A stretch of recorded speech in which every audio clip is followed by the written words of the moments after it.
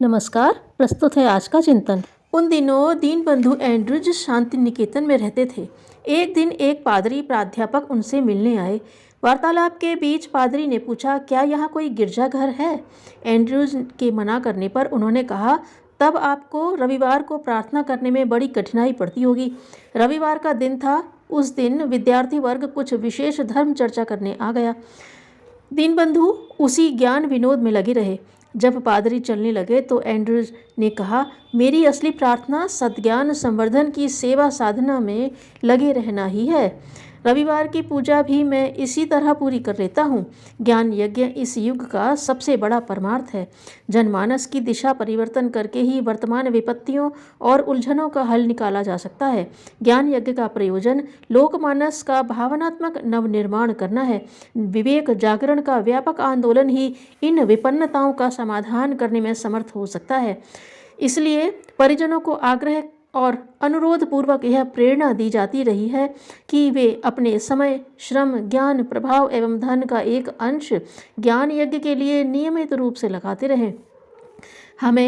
हम में से हर एक का यह पुनीत कर्तव्य है।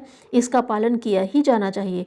युग निर्माण योजना ने ज्ञान यज्ञ की जिस मशाल को जलाया है उसे प्रज्वलित एवं प्रदीप्त ही रहना चाहिए। इस अंधकार युग में यह प्रकाश ही आशा की आजीवन ज्योति है।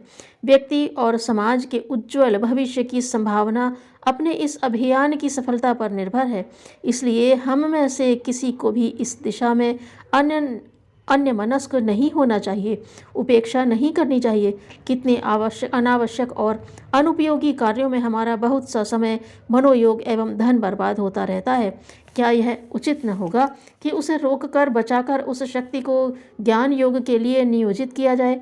यदि ऐसा विवेक और साहस अपने में जगाया जा सके तो हम में से हर अयोग्य और निर्धन समझा जाने वाला व्यक्ति भी अनुभव करेगा कि उसके पास व्यक्ति और समाज को देने के लिए बहुत कुछ साधन मौजूद हैं। मनुष्य यदि अपना स्वरूप समझे तो वह दरिद्री नहीं माना जा सके। परमात्मा का पुत्र अभावग्रस्त कैसे होगा? धन न सही, पसीना और भावना तो हर किसी के पास है। मस्तिष्क, हृदय और हाथ पैर से रहित कोई नहीं। यह साधन इतने महान है कि बेचारा धन इनकी तुलना में तुच्छ है, भले ही उसकी तोल पर्वत के समान क्यों न हो। ज्ञान यज्ञ के लिए धन की नहीं, भावना की आवश्यकता है। इस दीपक में निष्ठा का घृत जलाया जाता है और यदि सच्चे मन से अपना घर टटोला जाए तो यह पूंजी हम में से हर एक के पास प्रचुर मात्रा में दिखाई देगी। इस दिशा में बढ़ती हुई उपेक्षा युग की पुकार और भगवान की आकांक्षा का अपमान, तिरस्कार करना है। आत्मा और परमात्मा की अवज्ञा करके ही इस परमार्थ से मुंह मोड़ा जा सकता है। जिन्हें आध्यात्मिक कर्तव्यों और देश, धर्म, समाज, संस्कृति के प्रति उत्तरदायित्व का ज्ञान न हो, वे ही पेट पालने में सारा जीवन खपाए रह सकते हैं।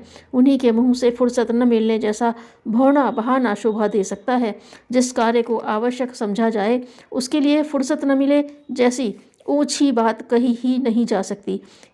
इसलिए परिजनों को इसका पालन किया ही जाना चाहिए। बहादुरी एक जज्बा है, कमजोरों को आजमाने का हथियार नहीं। आदर्शवादी दुस्साहस ही अवतार है। वह एक भावनात्मक प्रवाह के रूप में उत्पन्न होता है और असंख्यों को अनुप्राणित करता है। धन्यवाद।